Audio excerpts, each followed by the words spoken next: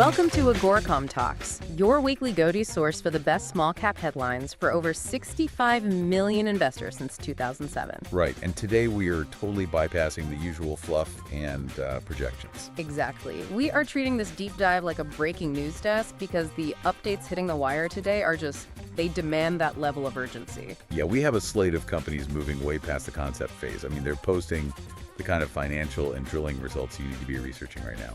Let's start with a massive financial swing over in the ad tech space. Kidoz Inc., trading on the TSX venture under KDOZ. KDOZ, right. The headline is all about record-breaking revenue, but the real story, the one you actually care about, is the hard pivot to profitability. The numbers completely back that up. So they closed Q4 2025 with USD 9.6 million in revenue, which is up 29% year over year. But look at the bottom line. It's a huge swing. Huge. They went from a loss to a pre-tax profit of USD 1.8 million.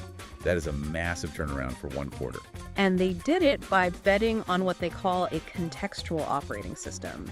For those not deep into ad tech, this basically means targeting ads based on the actual content you are reading right now. Rather than, relying on cookies to track your every move across the web. Right, which is really the only way forward as privacy laws tighten up globally.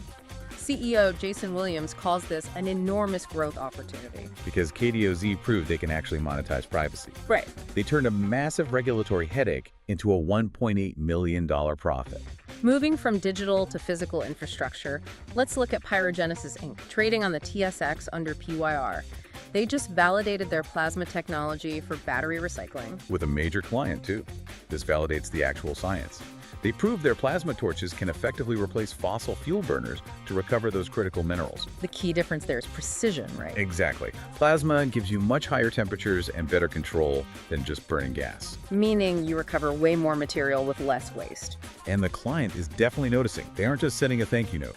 They're looking to buy a 1 megawatt system. With the potential for 5 more of those, or even a massive 5 megawatt system. Yeah, CEO Peter Pascali emphasized the absolute need for scalable, closed-loop recovery systems. If PYR locks in these orders, they aren't just a science experiment anymore. They are the engine room for the EV supply chain. Speaking of supply chains, you can't recycle what you haven't mined yet. Tardisan Nickel Corp, trading on the CSE under TN, just dropped some really compelling high-grade drill results from their Kenbridge project. High grade is definitely the key word there.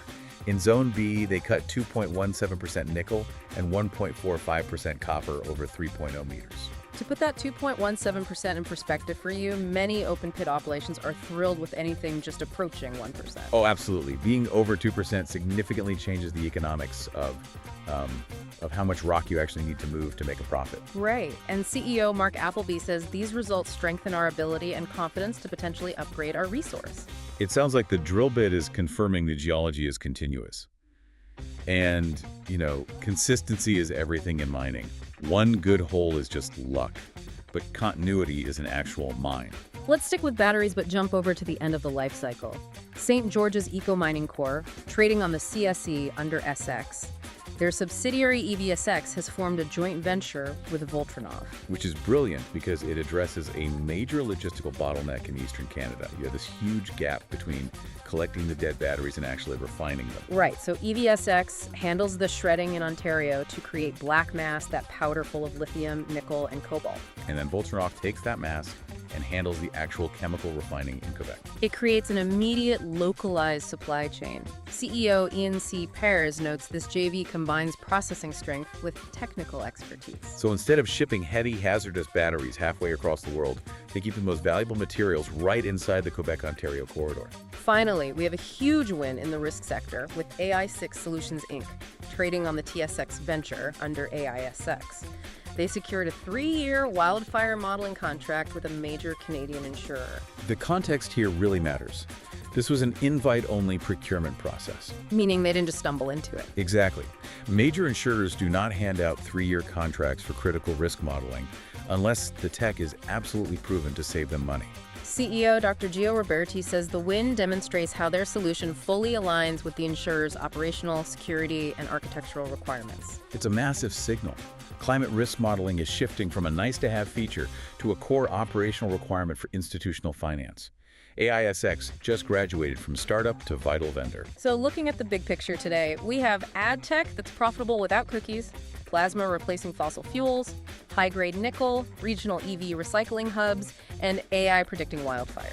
The common thread here is that these so-called innovations are rapidly becoming the boring, essential infrastructure of our next economy. They're generating actual cash, not just hype.